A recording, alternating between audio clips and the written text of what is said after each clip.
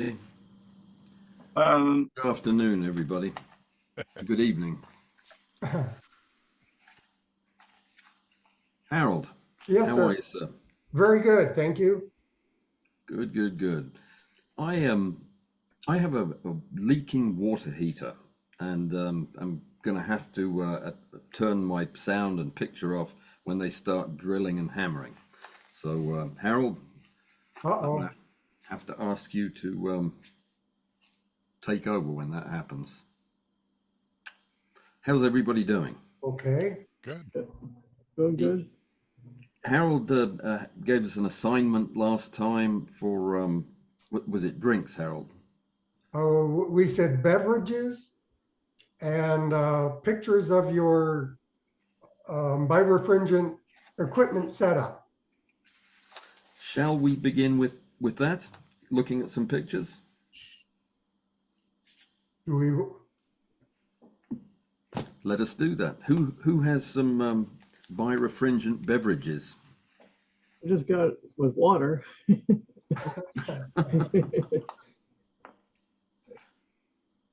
I have a few odds and ends.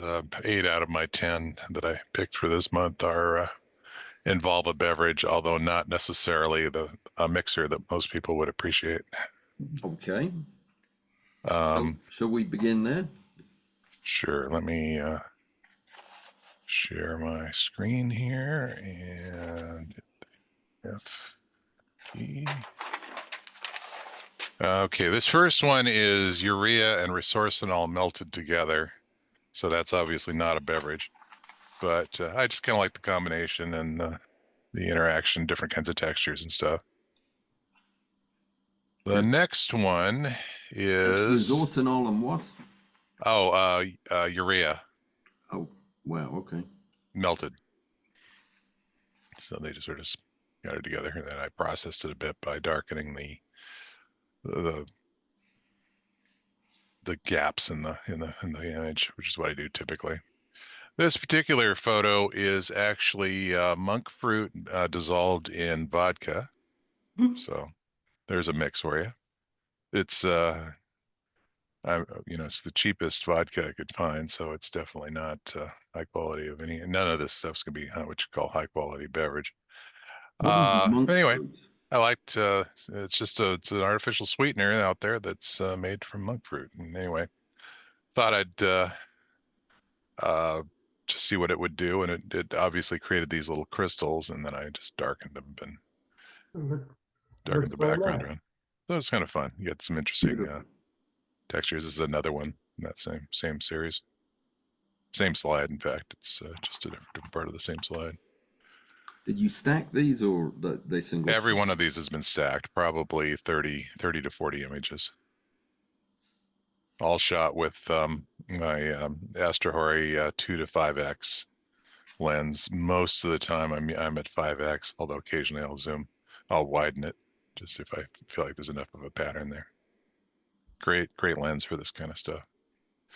This one is alum in water. Something first time I've played with that. Not a lot of color, but it's still kind of fun and interesting patterns.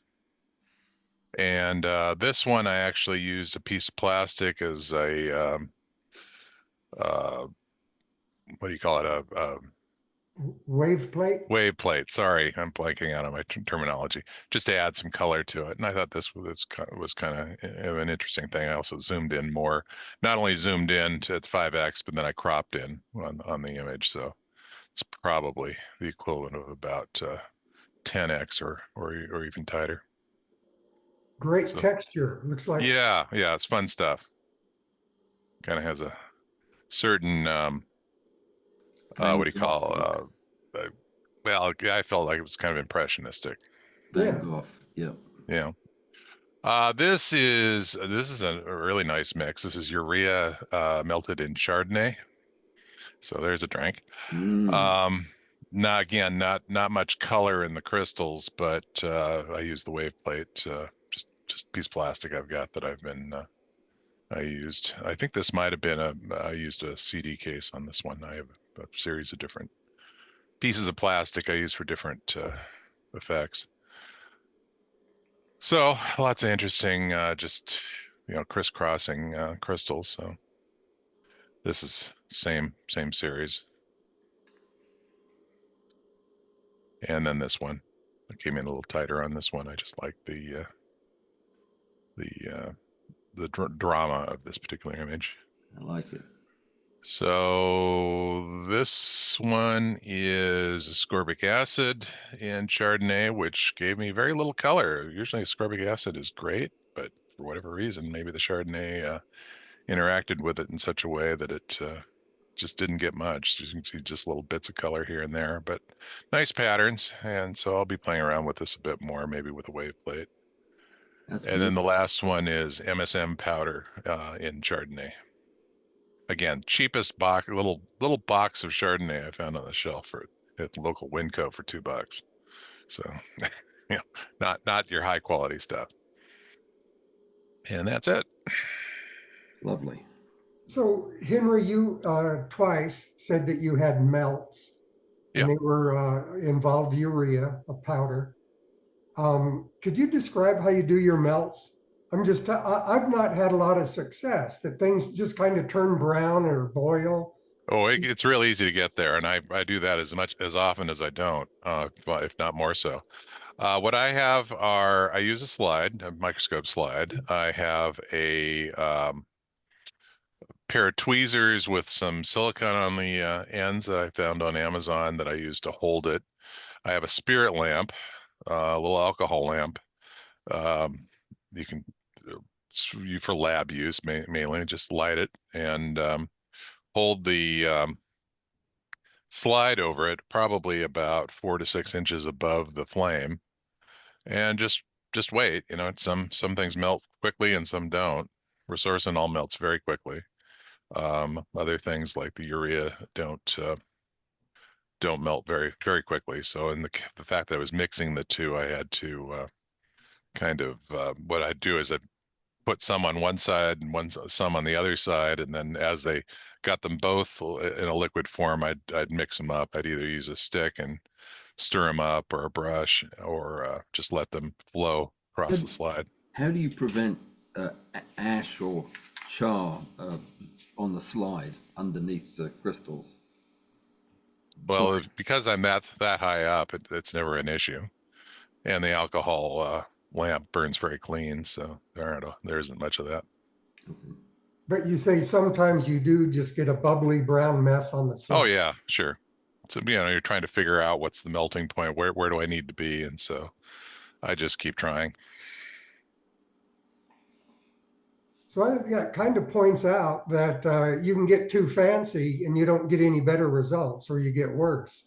So I have the hot plate that Allan suggested, where you have the temperature readout, and I find out what the melting point is, and I'll go a little below that and then turn it up a little bit at a time, and I still get a brown mess. I'm finding that it's just not worth trying to be that careful with this kind of stuff. That's pretty much a philosophy of crystal photography in general. You try to get too precise, it just doesn't happen. So I'm here to tell you, it just doesn't happen for me. The first time I ever tried this, I tried a hot plate, and yeah, I never had a single success. Now, admittedly, it didn't have a very precise temperature on it. It was an old one I'd already had in the garage, but I just decided at that point to try the spirit lamp, and found that I was having better luck with it. I was a little reluctant to use open flame, but I guess I can do that. Is it a lamp like this one, Henry? Similar, yeah. Have you ever tried sulfur? I have not. I have, and I got a brown mess. Yeah, me too. A smelly brown mess. Yeah, I did get the heat plate that somebody recommended in this group, and I did have some success, but you have to be like right on top of it. Once it starts melting, you gotta pull it off. I did pick up one of those mug warmers that somebody mentioned a while back, and tried that and had some success with it, but I haven't spent a lot of time with it. Yeah, I did something a little different this week. I have a resin curing chamber, which basically is just a heat box, and I put some just water and like beta alanine and such on slides, put it in there for 10 minutes, and they crystallized in 10 minutes instead of a couple hours, and they came out fairly decent. Oh, wow. So Henry, sometimes you have nothing but powder on there. Other times you'll have a liquid like Chardonnay mixed in with the powder Right. and milk. So Well, actually, no, I don't usually put liquid in the melts. okay, The rest of those were, most of those were just, I put some liquid Chardonnay on there, puts the chemicals in there, and then just let it sit for overnight. okay. Has anybody ever tried polyvinyl alcohol? Mm, No, don't think so. I just picked up a jug of denatured alcohol from Home Depot. I haven't cracked it open yet. I saw some polyvinyl alcohol crystals the other day that were remarkable, and boy, I can't get anything to form at all from it. Nothing was mixed with it, just the polyvinyl. Yeah, it's moderately soluble in water and insoluble in just about everything else. So I'd made a water solution and plated it out and just got nothing really. That's frustrating when you see such good results and nothing happens. Yeah, the results I saw on in the article were quite striking. It's an interesting chemical. Do you have any pictures of your setup, Henry? I don't really. Could you describe, what do you use? I have a vertical stand, Wii macro stand that actually replaced the post with a taller one, the vertical post. And then I've got that. I've got a stack shot clamped onto that Okay. camera, and then I've got the which is the lens, and then I've got pieces of wood I used to kind of prop up a cheap lab lifter with and then on top of that I've got one of Allan's jigs that his 3D that I 3D printed from his plans. Good.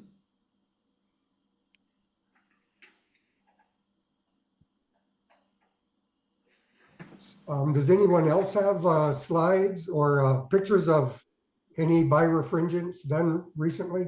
Yeah, I have the ones I did with the heating chamber. Yeah, I could share those.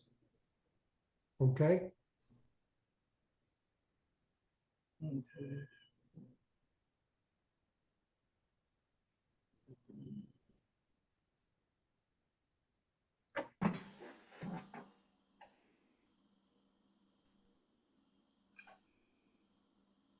Can you see that?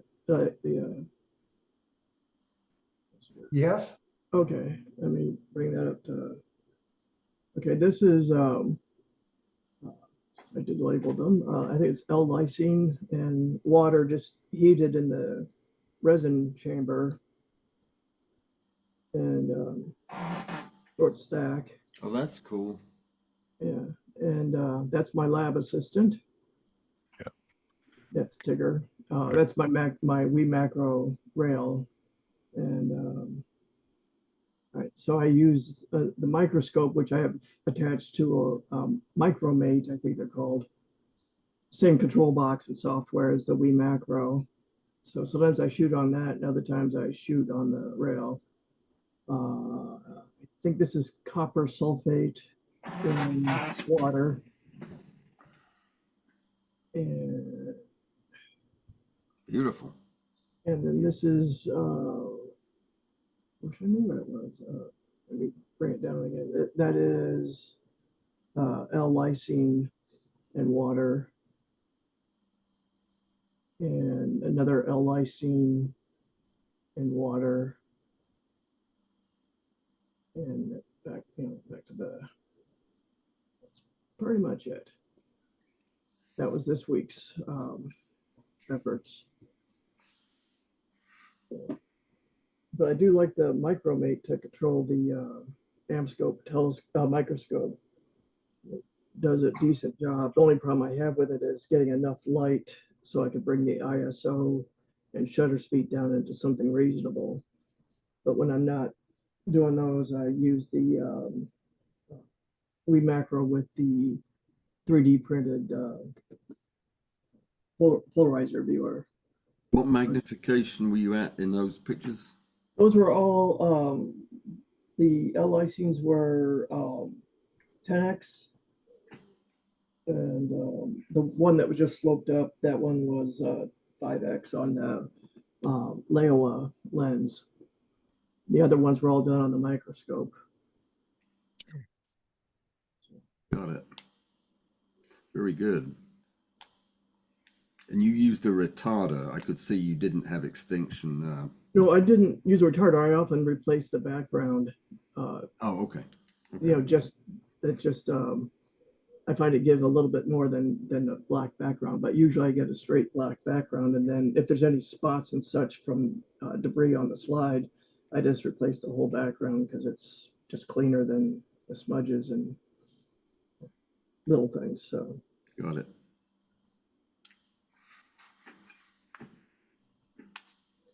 So if I dare try and share, I have some pictures. Should I go for that yet, Alan? I would, yep. And I can talk a little bit about my mess after that, if you wish. Okay, so dare I try to share?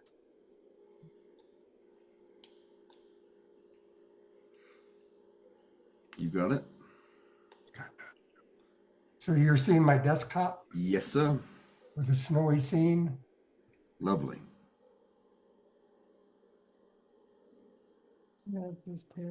Perfect. Okay. So I concentrated a little bit on just showing you what my setup is. And each time I tell someone I have a microscope, they learn what it is and they say the correct name is a macroscope. Huh. And so anyway, I have a macroscope, a Lycra Wild M420. And I'll go back there. It was made between the years 91 and 2005. I don't really know when mine was made, but I got it on eBay.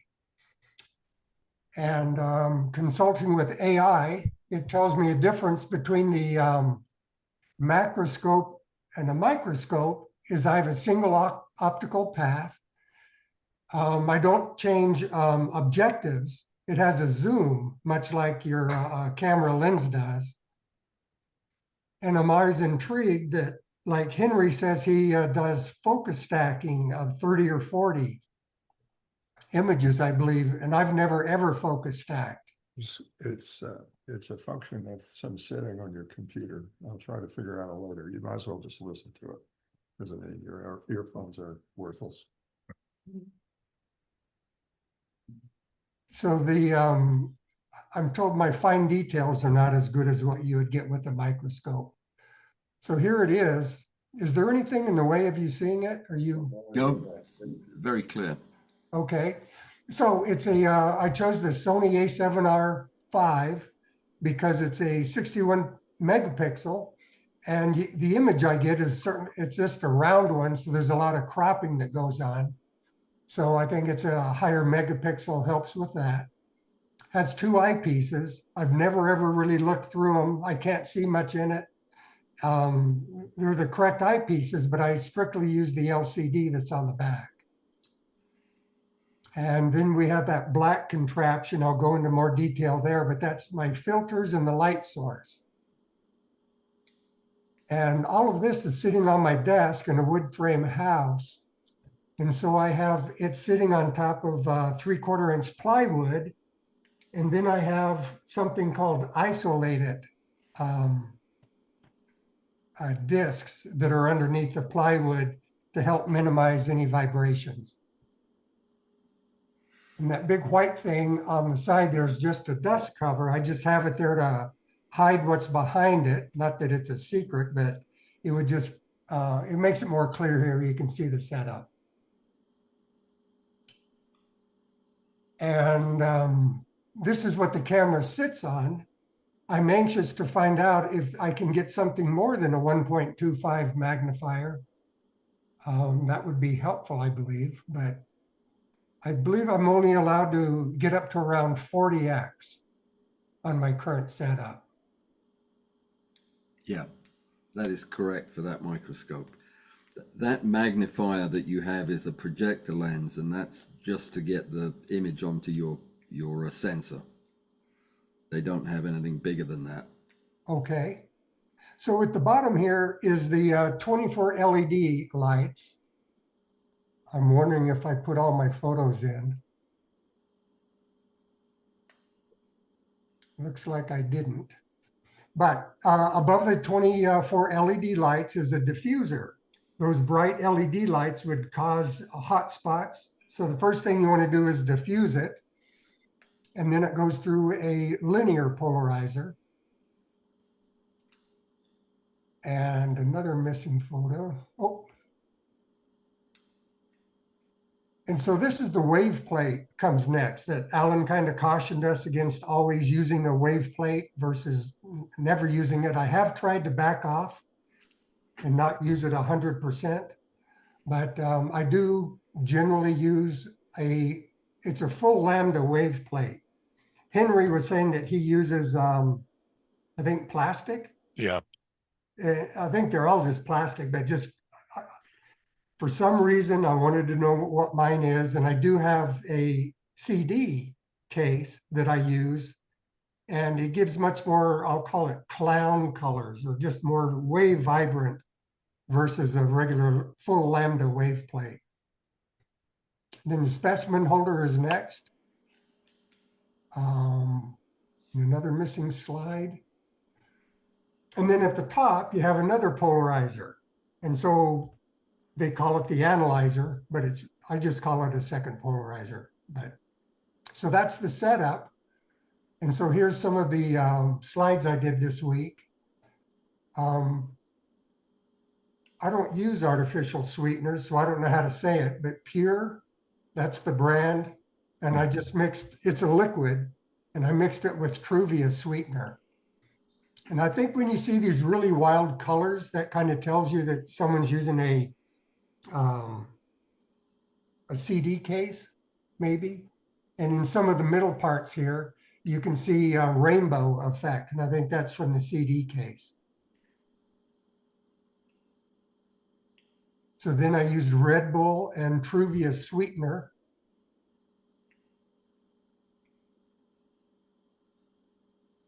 Beautiful. Are those the same? No.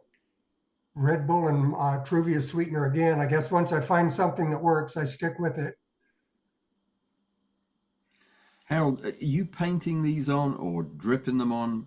What are you doing with the liquid? Generally like 4 drops of each. When I start out, I don't know if I should have more of one than the other. So I think 8 drops on a small slide is about what it can handle.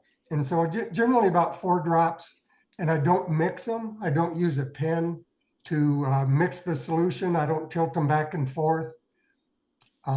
Lately, I've been keeping them out in the cool garage, which is like a refrigerator, so that hopefully it evaporates at a little slower pace. So you just let the drops touch one another and the liquid to flow together? I drop them on top of one another, Oh, and okay. I even experiment with dropping from different heights. But no mixing, and just 4 drops of each typically. So I tried a monster drink in Truvia sweetener. And these are also different. I really don't know to what extent the monster drink helped out. What is a monster drink? These are all energy drinks. Like Oh, Red okay. Bull has a lot of caffeine, sugar, and other things that aren't all that good for you. A Monster is just another overpriced energy drink. I really hate buying these things. I don't mind spending money, but I don't like spending it on these drinks. So I think that's the last I have. But last week we were talking about wart remover. and I'll say it wrong, but the salicylic acid, Salicylic acid, yeah. salicylic acid. So I came across a different way of doing that, Yep. and I was pretty pleased with this outcome. Wow. How did you do this? I have a solution of the salicylic, and I have 3 different types with ethanol or ethyl alcohol, MEK, and something else, another solvent. Okay. So I put Acetone, maybe? acetone, yes. And so I had a mixture of that acetone mixture, and then I would drop more MEK on it. And this I would stir around, and I'd get it going very thin. I'd put 2 slides together and pull them apart. Then I'd put more MEK on it, and anything I could to get just as thin of a layer as possible. And just 1 drop of, this was ABE, the Polish wart remover. So I'm doing anything I can to make it a really, really thin mixture of salicylic acid on the slide. So that's what I have. Yeah, Harold, you could buy salicylic acid just in a powder form on Amazon, but wear a respirator when you open the package because it's a very fine powder. I have that, and that's what I've made my solution with. Oh, okay. With Yeah. the MEK, the acetone, Oh, and the okay. alcohol. You didn't buy the Polish wart remover, you just got the salicylic. I have both. Oh, okay. And Yeah. I'm trying to stop sharing here. Let's see here. Okay, here we go. Okay, good. I was kind of stumbling around there what I did, and I made it in my notes here. I'll read it and see if I can be any more clear. But the overall goal with the salicylic was just to make it as thin as possible, and that seemed to work out better.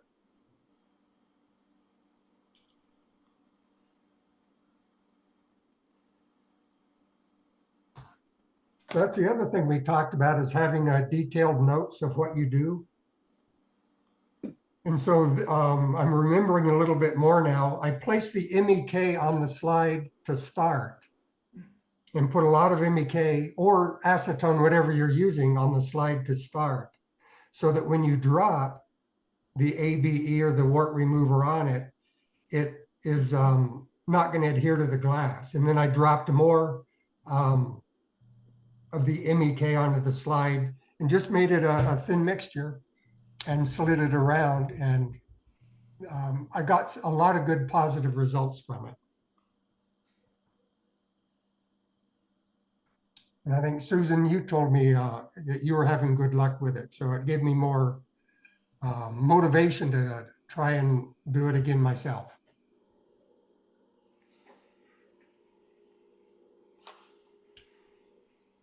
Okay. John Kramer is saying thickness is the key. How so, John? Thickness or thickness and thinness? Yeah, I think thinness is what we're after. It depends. It depends on the crystal. I think some of them won't form properly if they don't have enough depth to spread out. But sticking with the salicylic, I think thinness is key there. Yeah, It kind of blobs up. I would think that would be right. So it's all in the chat.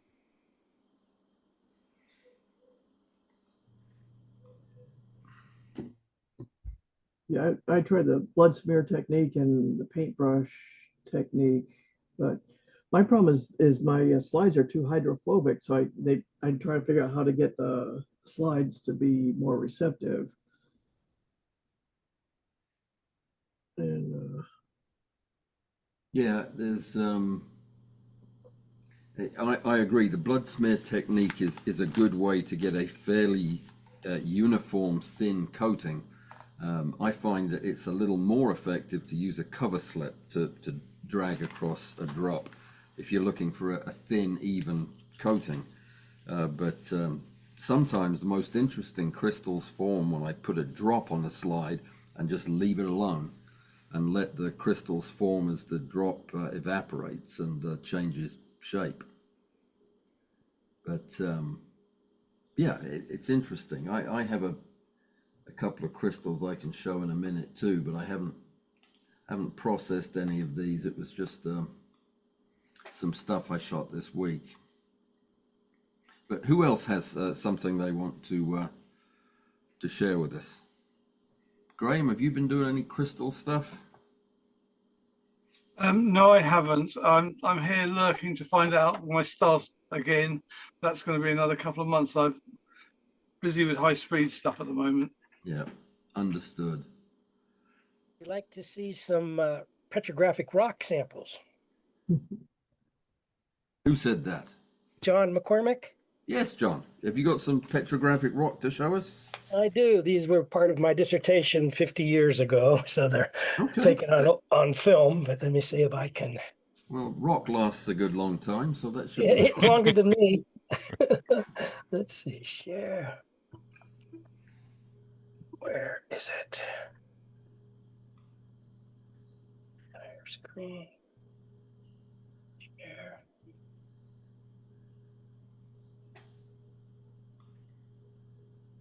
There, can you see that? Is it sharing? Yes. All right, this is a mica schist.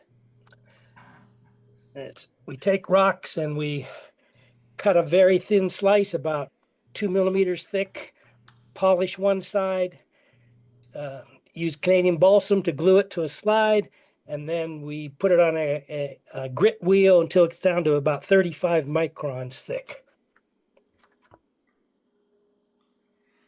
So this is a mineral called wollastonite, prepared in the same way. Beautiful. This is some of my experimental work. This is a pyroxene olivine combination, and my work was on trying to understand the flow properties of rocks in the upper mantle. This is what we think a lot of the upper mantle is made of. So this was an experiment where we deform the rocks at maybe 10 to 15,000 atmospheres, around 1,200 degrees. And what we're seeing here is some of the bigger crystals being at the grain boundaries, reforming smaller crystals. So that's mostly the mineral pyroxene. So you're illuminating these with our normal birefringent method. They're just very thin rocks. Right. Yeah, we're using a petrographic microscope, which has the polarizer at the bottom, the analyzer in the top, some and places to put things. So that might be the end of my rocks. Oh yeah. Then I just threw. I was playing around with chemicals. This is probably 50 years ago. This is sodium thiosulfate, which you probably all know what that used for in photography. And let's see, another sodium thiosulfate. These were shot through a compound microscope? Yep, yeah, a Zeiss, a petrographic microscope. Yeah. Beautiful. And I have to say, I don't remember what the magnification. I imagine I was using a 20 or 40 power objective. Most of these. Well, this is my current setup. I'm trying to repeat. I was looking at prices of used petrographic microscopes, and they were up around the $9,000 or $10,000. So I was trying to build my own. So this is what I have now. And the question I put in the chat was, where in here, if I wanted to put a wave plate in, where would it go? The wave plate would go in where you have your polarizing filter at the end. You'd put your wave plate between the polarizing filters. Okay. Between the polarizer and the analyzer. Okay. So probably underneath the sample. you have a polarizing filter sheet between two pieces of glass. Yeah, it could be, but if you sandwiched another piece in there or made Okay. one more layer that would go on top of the wooden picture frame. Okay. Okay. All right. Well, we'll see what we can get with this apparatus here. Is that a Thor tube lens that you built? Let's see. The tube lens is a Raynox. No, just the rest of the metal parts. Are those Thor Oh, parts? those are all from We Macro. Okay. Yeah, they make some nice tubes at a very reasonable price. Yeah. Yeah. Okay. That's a nice setup. I like that. Well, we'll Pretty see what it does. utilitarian. I got to try to grow some crystals now. Mm-hmm. That's what I'm here. Let me see. Where do I stop sharing at now? It should be on the right side of your page. There'll be a green and red little horizontal stripe that floats over everything else. If you just click on that, it'll stop you sharing. I can do it for you though from here All right. because I have this great power they Ugh. give me. Hang on, I can't find my thing. Let me see. All right. Let me I've been booted out of my there it is. There, I just saw your stop sharing bar on the right there where it says, yeah, that's it. That's it. To the right of that. Yeah, the red part of it. Oh, my full screen isn't working. I'm sorry about this. Oh, no worries, no worries. I mean, we all have to figure this thing out. That's it. Yeah, I just have the Well done. that did it. No, apparently not. But Oh, that's my right room now. I don't want that. So but that was the right button to press. If you can get back to your Zoom screen, just if you hit your Zoom. all right. I don't even got the Zoom screen up here. I got this one Okay. here. Oh, I see. It's minimized up here. Yeah. That's where it is. It's minimized. Okay. Now I can leave. Share. All right, to the right, huh? Close this. Maybe that's covering it up. I see a leave. I see a more chat. How about share? I don't want to share. I'm almost at the point that I can. Okay. Now I just found it. I see you. Am I still sharing you? You are. Leave and react. Other windows are covering stuff up and it's not as easy as people make it out to be. Oh, I see it up here, way in the top. It was another window. There. You did it. Whoa. Sorry about that. No, it's okay. It is not intuitive. The stop share window does tend to get stuck underneath other windows, but very good, very interesting stuff. Lovely pictures. 50 years ago, eh? But yeah, back on film, Kodachrome 25. Good stuff. Very impressive. Well, who else has something to show and tell about? I'm looking for a couple of pictures that that I wanted to show, but I can't find them just right at this moment. How unusual.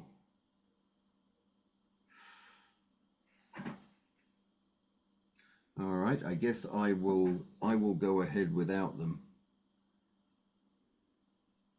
Does anybody have stereo viewing glasses, by the way, or are able to see crystals cross-eyed? Before I go showing any of these, I only have one picture, but I won't show it if nobody has the equipment with them. Yeah, I found my stereo glasses the other day. Yeah, Okay, I've got good. mine. All right, well, I'll show both of these. Lester and I spoke about this, and because each of us kind of only has one working eye, it doesn't stereo glasses don't help us. Well, you could get together and share an eye. Let me see. Well, the pictures I wanted to show you were obviously my most recent imports, but I had a couple of really interesting ones that might be worth looking at. But in the meantime, I'm gonna put something up on the, while I'm looking for these pictures, I'm gonna put something up and talk out of the other side of my brain on a project that I've been working on that I think may be quite interesting to some of you folks. I've always been fascinated by the incredible variety of ways that crystals can form when environmental conditions change even slightly. When you're working in a warmer room than usual or with a breeze, everything can change the way that crystals form. I'll use the same solution that I have mixed already in a bottle, and I'll put it on a slide and watch it do something entirely different when I put it on a different kind of glass slide, or use it in a warmer room, or it occurred to me, and I discussed this with another one of our members earlier last month, that sound may also be one of the factors. It turns out that it is. There's quite a lot written on acoustic interference and crystal formation. So I decided I wanted to build something to look at that, so that I could look at it in a fairly systematic way. And what I did was I built a gadget. I didn't build it, I designed it. I've got the parts all scattered across my desk right now. I'll show you a picture of it. It is just a platform on which to analyze the effect of a particular frequency of sound on crystal formation on a slide. Now, I'm going to give you a disclaimer here, is that I met with Rick Littlefield this week and showed him these plans. I wanted to get some input from him, and he said it's not going to work. It's never going to work. And I'll let you tell me why that is as we go through it. But it's basically a heavy aluminum base plate with 3 sorbothane legs, sorbothane pads, aluminum posts in 3 corners of this upper plate. Attached to the underside of the plate is a device very much like a loudspeaker. It has a coil in it that when it's excited by a certain electrical pattern, it will put out square waves, sine waves, sawtooth waves in any frequency that you program it for. It's run with an Arduino microcontroller, and this little thing sets up a vibration in this plate that is then measured with a sensor and an oscilloscope on the other end of the plate. In here, I'll remove a couple of these pieces so you can see it. We'll get rid of that and that. So underneath here we have a glass slide that is on a rectangle of black 3.0. It's the surface of the aluminum is scuffed up with Scotch-Brite and then treated with one of those super black coatings that absorbs 99.9% of photons. I designed these little things that are made of TPU, a rubbery material, to hold an inverted petri dish lid. The purpose of this is to maintain a stable atmosphere in the chamber, the reaction chamber, where the crystallization goes on. The little blue dot here is a thermistor. There's also a humidity monitor that is going to go on the other side here, and Oh, it's going to be a way for me to monitor the vibration in the slide as well. So the actual the crystallization area is just in the center of this 2 by 3 inch slide. Above all this is a field aperture taken from an old microscope that's manually operated, but allows me to limit the amount of light getting into the microscope. And then above this is an analyzer ring holding a linear polarizer. The only piece I didn't show was, where is it? This piece, which is a 3D printed ring that holds a series of 14, I think, 1 watt LEDs that are all aligned in here, and they all contain collimator lenses that clip on the front of them that narrow the beam to about 30%, and they're all angled at the Brewster angle to the center of the slide. The reason for that was to eliminate as many reflections from the glass slide as possible. And above the light, the ring of lights, which are all controlled from the same control panel, which is separate from the device, is a linear polarizer strip that is vertically oriented. It's in exactly the same orientation the whole way around. So it's cut from in one axis, and that attaches to the inner flanges. Maybe it would be easier if I showed you this in section, actually. It's a bit easier to appreciate what I'm talking about. So this is the ring that would hold the lights. The wires come out the back, and they'll run through another 3D printed part that will hold all of the wires together and take them off to the control panel. So this is all it is. It's pretty basic. The microscope looks straight down through the analyzer and the aperture, field aperture, to the lit glass slide that has the black backing on it. And then the vibrations are controlled actually with a very simple amplifier that is going to amplify the signal from the signal generator. These are dead simple things. This is the exciter that I was telling you about. Very small, compact, but makes lots of cool vibrations. This was the piece I took from the microscope. It's just a nice Olympus aperture. So that's the whole thing. I don't know how far I'm going to take it. It would be nice to be able to actually document some very specific reactions in terms of crystal formation that we see at different frequencies. The glass slide is going to have a range of good frequencies where you're going to get you're going to be harmonically synchronized with the exciter, and you're going to see maximum movement of the glass. What I'll do is that when I set the thing up, I will find out at what frequencies this whole system is going to be modal, and then I will use those frequencies to examine the crystal formation of something that forms crystals pretty quick and pretty predictably.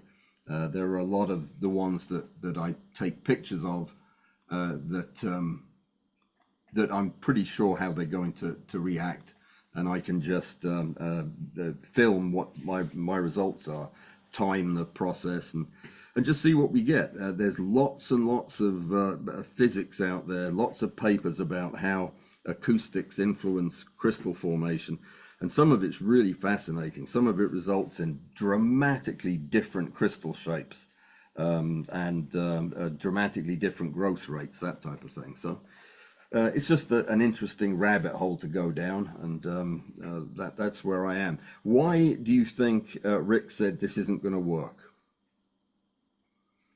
Graham, you probably can jump on that one. Well, I haven't really studied it, but I'd be bit worried about the sympathetic vibration of the whole system. So you wouldn't get an accurate vibration, perhaps. But I don't see that would necessarily matter.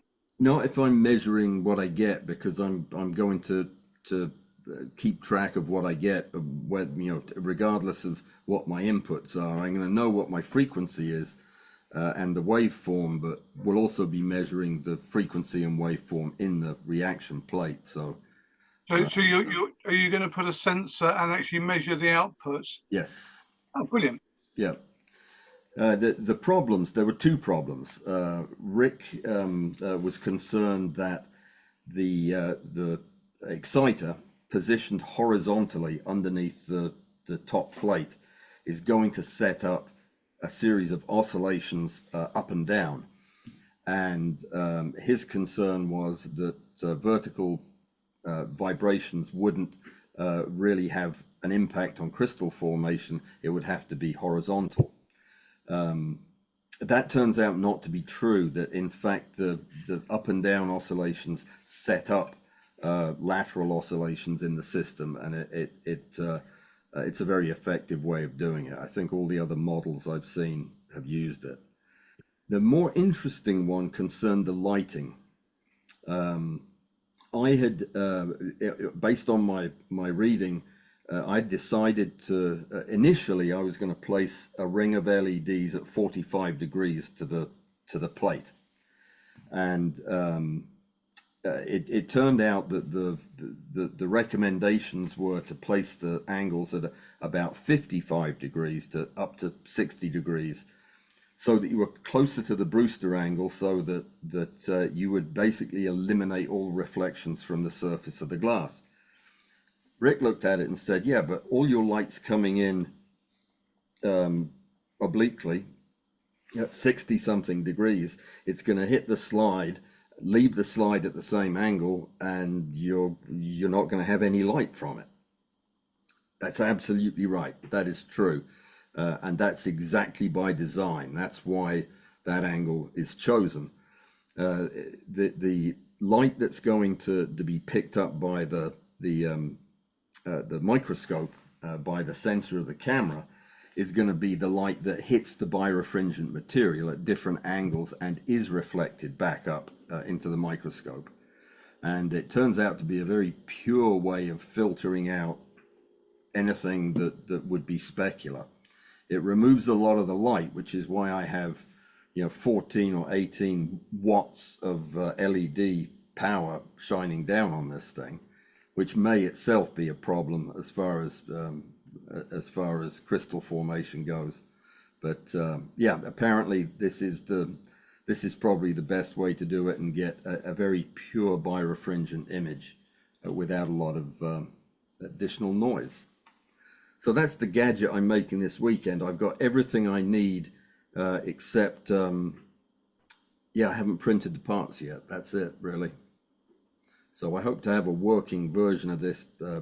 By the next time we meet, I hope to have some data and maybe something. If anybody else is interested in chasing after this, then I'm sorry, I somehow I turned the picture off that I had showing, just as a reference. Does anybody have any questions about the device or the concept or the purpose of this?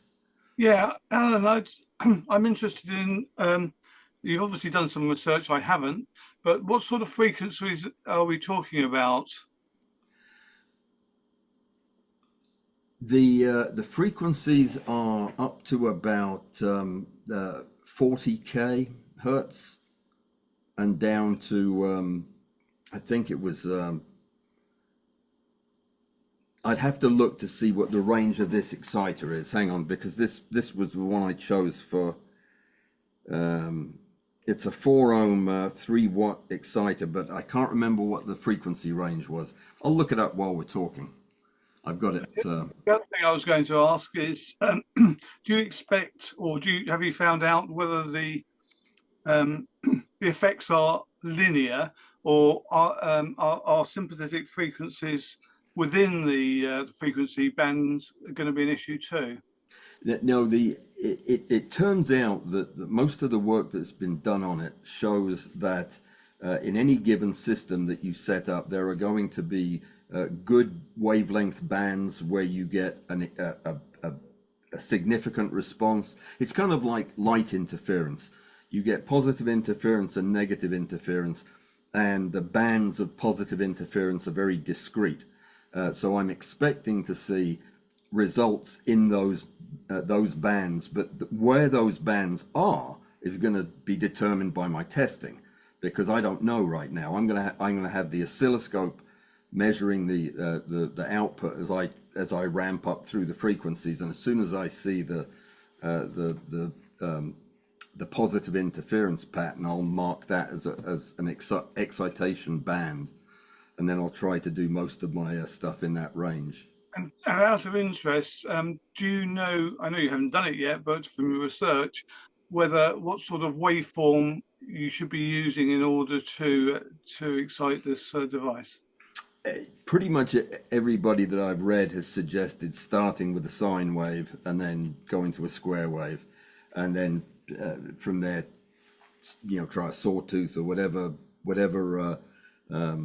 seems to be causing more of an impact. So I don't really know. It's all very new to me. I never studied this stuff in school, so I'm having to learn it as I go along, and it's very interesting stuff. But yeah, I'm looking forward to starting the experiment, so I can hopefully give you some more reasonable answers as we go along. But yeah, that's about it. It's dead simple. I just have a feeling it's not going to be dead simple to actually do the work with it. It's probably going to get quite complicated. But I was just thinking how complex doing this sort of photography is, with so many variables, with heat and melting and temperature and all sorts of things. Well, that was really adding sound as a variable is going to massively, exponentially change the number of results you're likely to get. So it's going to be really hard to work it out. But the idea was to create a micro environment that really limited the external forces at play. So, I mean, even if I can't control the temperature, at least I can measure it and know, when I'm comparing things that are likes to likes. But I completely agree. For all I know, it's cosmic radiation that is the main impact on how crystals are forming, and I'm not going to be measuring that or shielding against it. So I don't know. But it seems like if you can get things reasonably isolated from other inputs, like ambient vibrations, excess light from outside, changes in humidity and temperature, if you can do that and then see a very marked response to sound, then that would be, I think, potentially useful information. It could at least open the door to more questions. So optimistically, if you are successful and you determine a certain frequency is very beneficial, someone in our group would only have to get an exciter and set it to that and use the vibration. Very, very possibly, yeah. I mean, if it turned out that that with a particular frequency that BALG would form pyramid shapes on the slide, then yeah, potentially that would be a way to go. Well, I think that would be a very wishful thinking at this point for me to think that anything would be that discrete in this weird world of crystal formation, but you don't know till you try. So yeah, potentially. You should buy one of these things anyway, just because they're nifty looking, these little vibrator things. Apparently they don't make any sound at all. They just set up these vibrations in the system. I'm just thinking about it, whether it would be how interesting it would be to put a different vibrator on each end of a slide and use different frequencies and the interactions between them. But I guess you probably thought of that as well. I did think about, when I was thinking about how to isolate this whole thing, I thought, boy, that does open up a lot of possibilities. really, it's a gadget. I love gadgets, building stuff, and working with new materials. So I'm going to make one, and it'll be, if nothing else, it'll be a conversation piece sitting on my shelf. What does that do? Oh, that's an acoustic modulator for birefringence. You know, what do you think it was? All right. I never did find the slides because I've been talking all this time, so I'll look for them. Somebody else must have something to share. I was thinking that Graham could do his by refringence and listening to opera, and I could listen to AC/DC, and we could compare notes. I'd rather do a swap, actually, Harold. Yeah, I'm sorry, you do what? I'd rather do it the other way round, please. Really? Not an opera fan. Me neither. And I like all kinds of cultured. music, but not opera. All right, I guess I'm gonna show some slides, even though I can't find the ones I wanted to show. I am so bad about temporarily putting cool pictures somewhere, so I'll definitely be able to find them later and never seeing them again. So I'll just show you the ones that I got. Hang on. These are actually from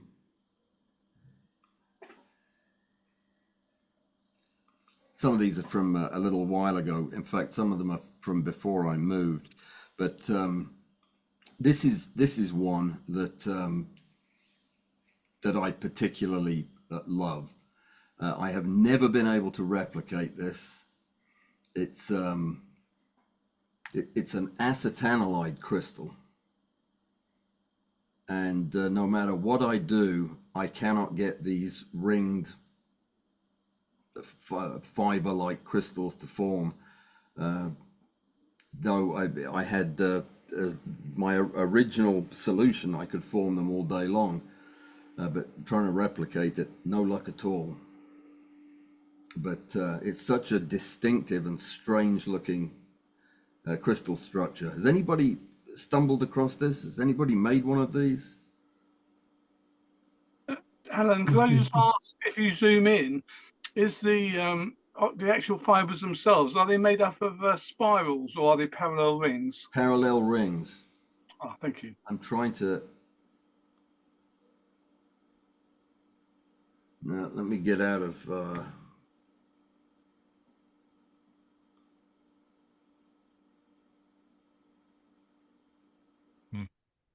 They're nodular. Some of them look like chevrons, but they're not spirals.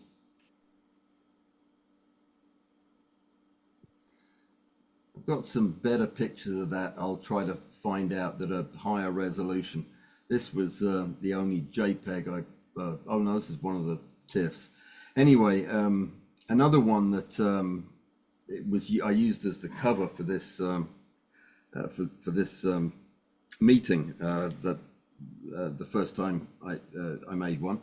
I have no idea what the impurity in this crystal is that makes it look like eyeballs. I showed this before.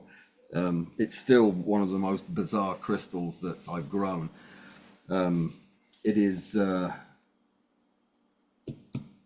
kojic acid in MEK. But I'm sure there's some kind of a contaminant in here as well, because there are these small angular crystals as well as these round eyeball ones. Very odd stuff. This is one I made the other day that, let me grab it.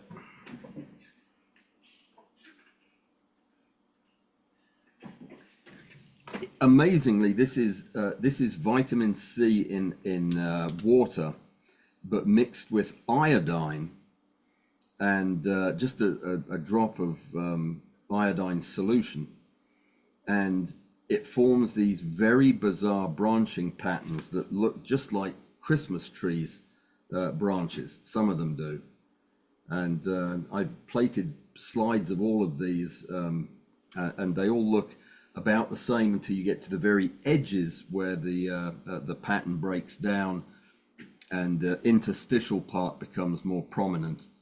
But this is so strange to be ascorbic acid and iodine.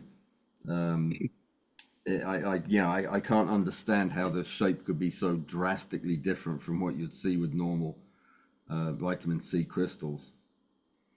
But that's where it starts to break down and the interstitia become more prominent. It's a beautiful crystal, it really is, and it forms very, very quickly, and the MEK dissolves extremely rapid. No, the plates I put it on, very, very thin application with a paintbrush, and this is what I got.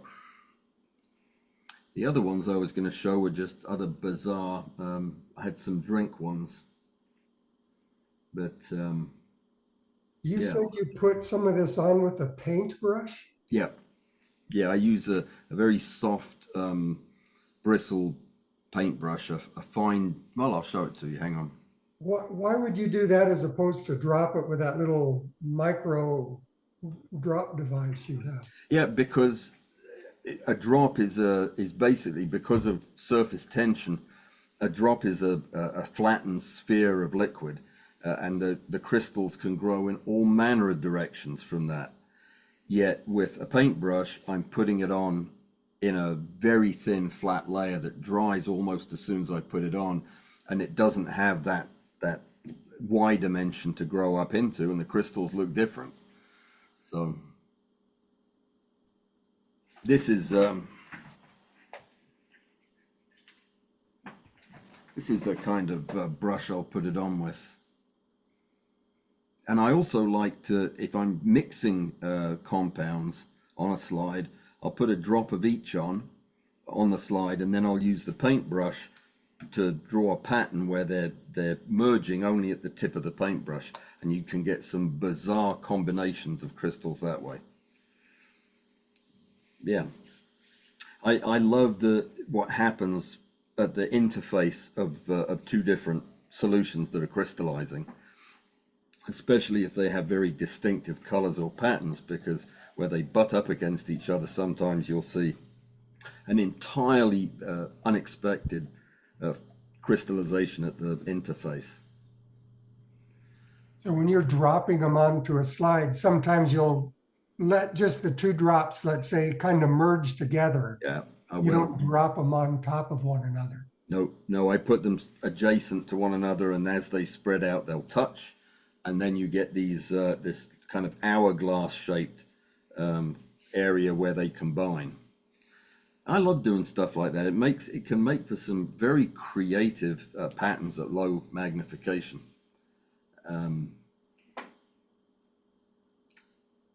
Let me see if I can find. Chat amongst yourselves. Somebody must have. What's everybody else been up to, crystal-wise?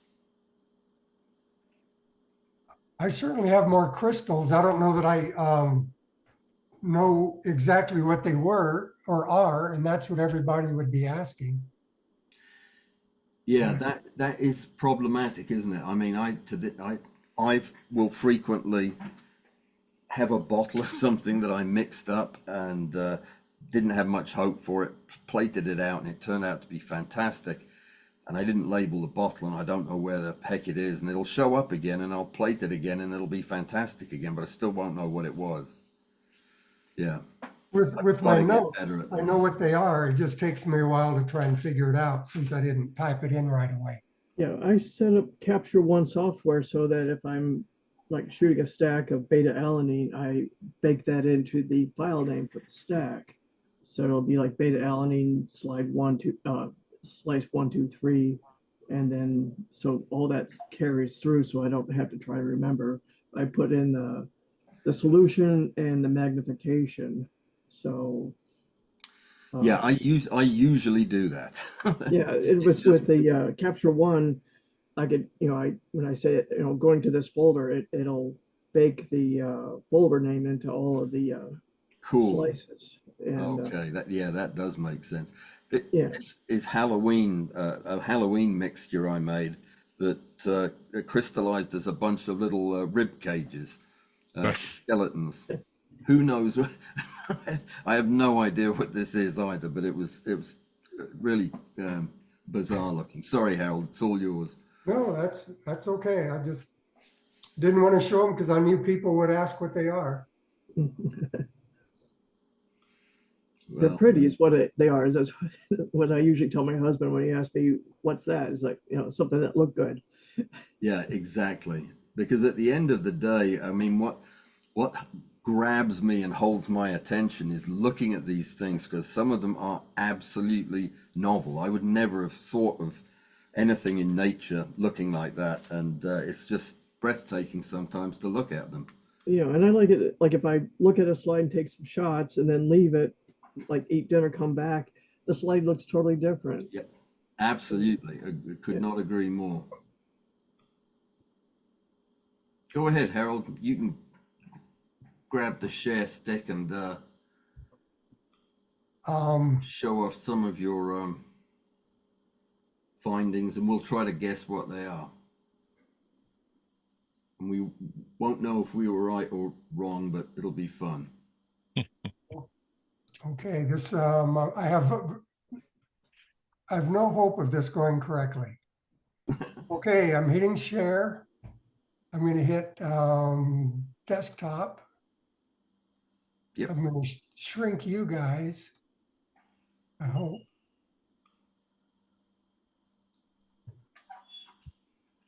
So there you go. You did it. So do you see the a Lightroom setup? Mm-hmm. Yeah. That looks like acetanilide at the top on the right. So this, all I can say, it was a beverage, and I'd have to look it up. And it's not that hard to do. So I have to look up 1027. I can see the date of it. And then I can see that it's my first slide. And I think it might be a beta alanine. My first 10 drops or 10 slides are always beta alanine. But this is one that I really liked. Oh, wow. Oh, well, that's cool. Nicely done. That is beautiful. And so I would have to see. I'm just messing with you, Harold. So the way I have to do this is count in to what slide. And let's say it's slide number 17 on a certain day, and then look up on my notes what subject slide number 17 was. It's really not that hard. Unless you have an audience of 20 people, then it becomes harder. Was that a when you shot that? If you remember, when you shot that, was that crop very small piece of the frame? Yes, I have zoomed in quite a bit. It's really, really compelling. That's the kind of crystal picture you could put on the wall. And that's my goal. And I came across these more beverage that I don't think that you always need to go after such vibrant colors. I think near black and white, I think it can be quite appealing. Agreed. Yeah, I've converted some of mine to black and white, and I find them very compelling for the calmness of it. It's just the lights and shadow look. Yep, I agree. So are you seeing a very bright slide there? Yeah. Yes. So that's a more salicylic? Salicylic. Salicylic. Yeah, I like mixing salicylic with other stuff, and causing the fans of the salicylic to mix with like the beta alanine and the interference that causes it's interesting. That looks like bird feathers. So if I can get nice calming pastel colors, I enjoy doing that. So you were asking before how much I zoom in. Mm-hmm. So here's the original slide. And that's what I ended up with. You can kind of see where that is in this area, Mm. a triangle. Who else does that as part of their routine surveillance of crystal slides? They scan them at low mag and then zoom in and look at areas of interest. I do something similar to that. I am, for some reason, I don't do that. I'll look at them, and I won't look at them, the areas that might be interesting under high magnification. I really should. Feel like I'm missing out on stuff. I just kind of scan the whole slide visually, and then I, figure where I might go back to try and shoot from. So, I think that's enough of my work. Oops.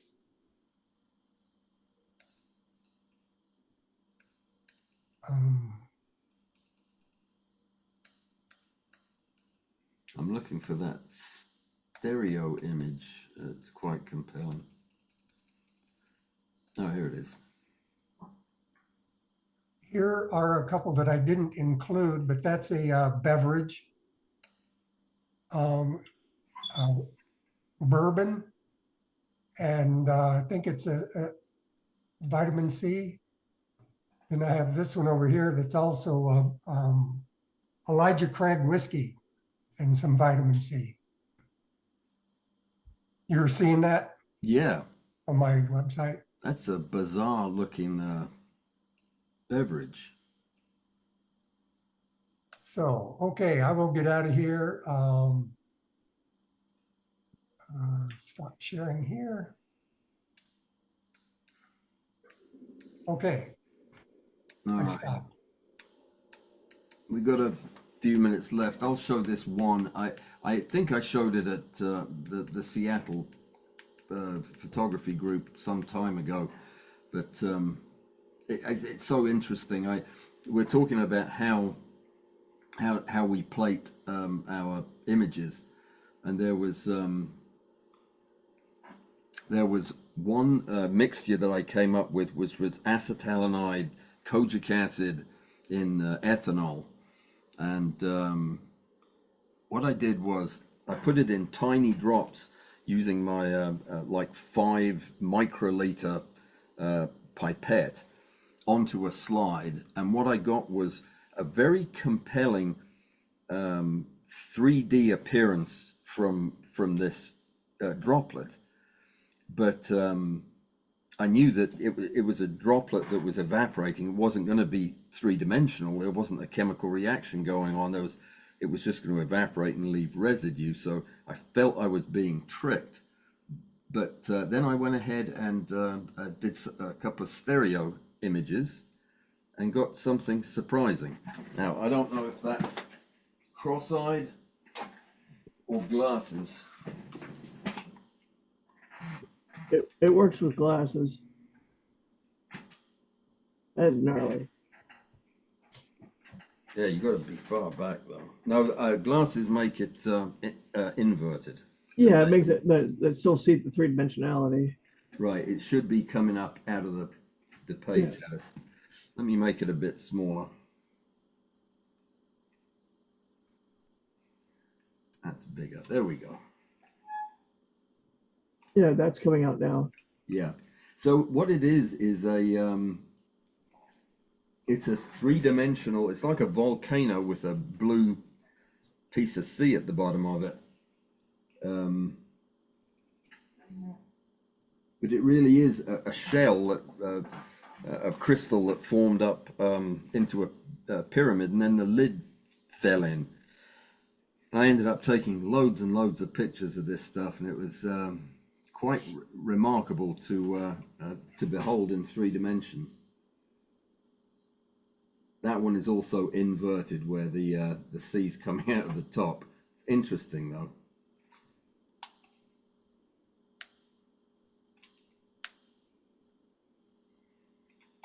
So I was just looking through the chat, and John Kramer is telling us that his microphone is dead, but he has posted some very nice orange and blue pictures in the chat that we ought to take a look at also. Yeah, let's do that then. Do you want me to grab them and show them on my Yeah, screen? I'm not going to. If you can, go ahead. Okay. They're very nice, colorful images. Okay. Let me just go into chat. And without a microphone, let me pull these images over. So this is one of John's. Let me see if we know what it is. Oh, he put it at the end in the At last the line of end? his chat. Yeah.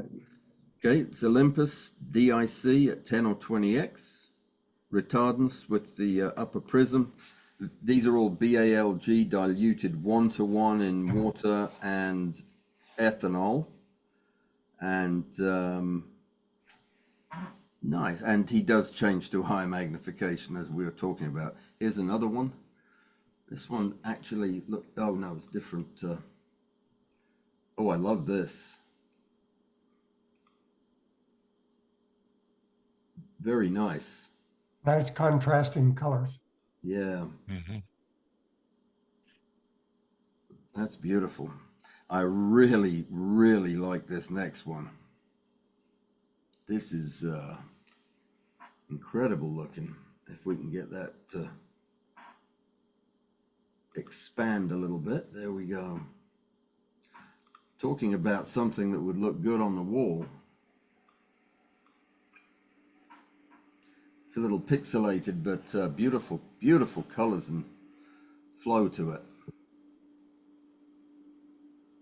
And the next one, I'm going to leave it slightly smaller size.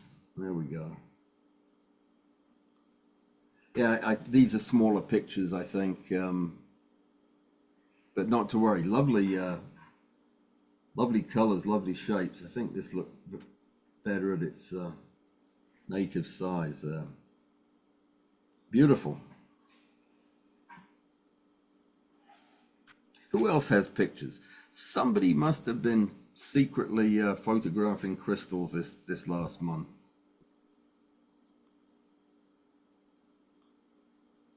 As you know, I'm just going to grab more crystals. I've got thousands upon thousands of them. I wouldn't do that to you.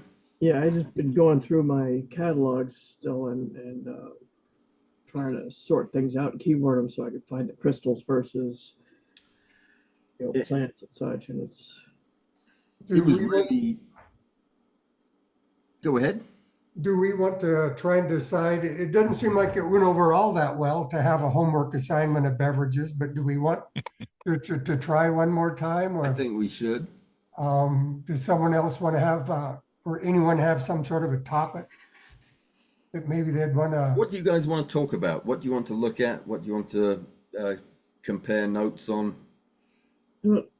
combining different Combinations. yeah, combinations and like ones that tend to make fans versus ones that tend to make needles and just Yeah, one of my favorites is mixing tartaric acid in with some of the ones that make smooth rounded crystals.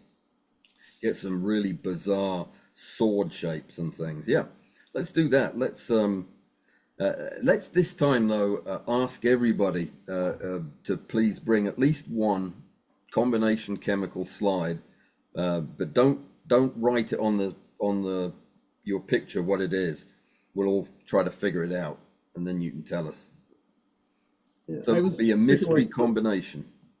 Yeah, because this week I was, like I said, I was experimenting with the heating chamber that I got for my resin, but it does. I didn't want to put the solvent ones in there like with alcohol or anything, so I just did it with my water soluble, and I found it to be pretty successful because my room gets a little cold, but it as a fan and heats it up to about 100 degrees. So it's but it only took like 10 minutes, and I had some great crystals.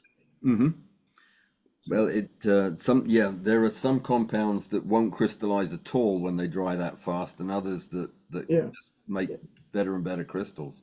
Yeah, so I just did a sample tray of a couple slides each of a few different powders, and some worked well, like the copper sulfate worked really well, and but Well, others it didn't. So when we think about doing combinations, just a couple of ideas you might want to consider. If you want to be creative about this, try doing 2 drops on a slide that touch, or try doing a straight mix and then spread out. To come up with different ways to try to demonstrate something gorgeous out of 2 different compounds crystallizing. Yeah, I think that's exciting and interesting. That will certainly, I think, demonstrate some previously unseen shapes and colors. So let's go for that. So we're talking about combinations, and it would be nice to use the same 2 chemicals and let them barely touch, or the same 2 chemicals and you mix them. You just prepare it in different ways to see the different results. Two different crystals, 2 different compounds, 2 different solvents, whatever you want that will result in a combination that you haven't tried before. Different chemicals mixed together in different ways. Okay. Whatever you like. Use your imagination. What was I going to say? Something about can't remember. But we will. Should we send out a reminder maybe halfway through the month, Harold, to remind folks what the assignment is? And let them know they can use the old Zoom address to get in. Some of us were looking around for it. Yes, it was in my recent, most recent blog post, but it's always the same Zoom address. Always the same invitation. Good if to you've know. got one from 100 years ago, it's still the same one. You probably don't have one from 100 years ago, but there you go. I got a long list of things I want to shoot. I'm going to be trying to shoot some of the mica powders I use in resin under the microscope, and the high power objective setup, just to see how they look under. Sure. Some of the ones I have are color changing micas, and they call them chameleon powder. So I figured that might look really interesting under. Absolutely. Absolutely. One of the other things that I do that gives surprising results is plate a crystal as a drop or a smear, and when it's completely formed and dry, take a drop of another compound and drop it right in the middle of the sphere and see what happens. Actually watch it in real time as it dissolves the old crystal and forms a new one. It can be pretty dramatic. I love doing that. Yeah, if you want to bring video, shooting a video of that can be great fun. Just a thought, just an idea. Combination then, combination it is. Well, thank you everybody for coming. This was Crystal Art number 5. We'll be back with number 6 in December, the second Friday thereof. Anybody have anything to add? Any questions, requests, complaints? So I'm looking at, that looks like December 12th. December 12th is correct. Yeah, Alistair asked if the slow cooker be as good as the heating chamber. I don't know. I was just using the heating chamber because it has a fan and a constant temperature. So a slow cooker wouldn't, it might be better. I don't know. I'm not sure I would then thereafter cooking it though. That would be the main problem I would have. Yeah, it's just like I said, I just gave it like 10 minutes. I've also played with like my heat gun on them, and just a variety of ways. Like the one thing I really, is like how to get the hydrophobia under control. Because like I make it drop and it stays really tight. I want it to kind of spread out, and I haven't been able to. Scotch Brite. Scotch Brite. Yeah, or 1200 grit sandpaper, just a light whack on it. Just scratch the slide. Micro scratch. I mean, you don't want to see the scratches, but I got some 5,000 grit. Yeah, give it a try. A little scrub that usually does it. Okay, I'll give that a try. Thanks. It probably drastically changes the shape of the crystals too, but that will be for another time. We'll study. That's another. That's more experiment. I'm going to be in the crystal lab for the next month. Yeah, I've been playing around a little bit with a little bit of dish detergent to break the surface tension. I've Haven't tried been it. real, I haven't been had real much- happy with it. I haven't had much luck with it. Yeah, Me me too. neither. In fact, the detergents I've added have made the surface even more hydrophobic and drop forming. Yeah, Okay. this last time I tried just wiping them down with rubbing alcohol before I plated the solution, and that didn't help any either. Yeah. But I was going to try baby wipes the next time. Just can't Yeah, hurt. just try one little swipe with Scotch-Brite on one end of the slide, and I think you'll be impressed how much better it Yeah, I'll just mark the slide that it's been altered. All right, guys, have a great weekend. Thank I you. hope everybody has a peaceful one, and I'll see you on Monday or Tuesday. See you tomorrow. All right. Thank Oh, you. tomorrow. All right. Tomorrow's after stack. See you tomorrow. Yeah, I thought I was done for the weekend. No, not yet. after stack tomorrow. All right, guys. Take care. Bye-bye. Bye-bye. Bye.